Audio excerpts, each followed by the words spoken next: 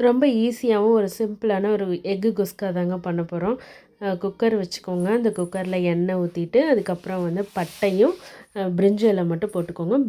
அதுக்கப்புறம் பெருஞ்சீரகம் போட்டுட்டு இது நல்லா ஃப்ரை ஆகட்டும். ஃப்ரை ஆனதுக்கப்புறம் ஒரு 2 வெங்காயம் மட்டும் போதும். இதுக்கு வெங்காயம் தக்காளிலாம் அதிகமாக தேவையே படாதுங்க.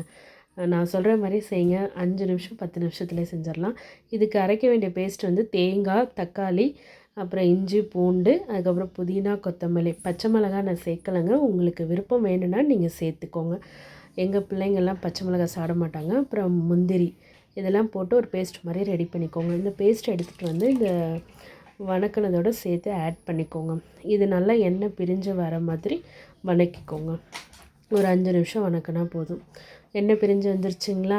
எண்ணெய் பிரிஞ்சு வந்ததுக்கப்புறம் நீங்கள் இப்போ என்ன பண்ணணுன்னா மசாலாலாம் சேர்த்துக்கோங்க. தனி மிளகாத்தூள், அதுக்கப்புறம் வந்து கரம் மசாலா தூள், அதுக்கப்புறம் கொஞ்சோண்டு பிரியாணி தூள். அவ்வளோதான். இது 3த்தையும் 4த்தையும் சேர்த்துட்டு நீங்கள் நல்லா வணக்கிக்கோங்க. வணக்கினதுக்கப்புறம் நல்ல ஒரு ஃபைன் பேஸ்ட்டு எண்ணெய் பிரிஞ்சு வரும்போது உங்களுக்கு தேவைக்கேற்ப உப்பு சேர்த்துக்கோங்க. அதுக்கப்புறம் 1 டம்ளர் வந்து நான் வந்து ரைஸ் சேர்த்ததுக்கு 2 டம்ளர் தண்ணி ஊற்றிக்கிட்டேன்.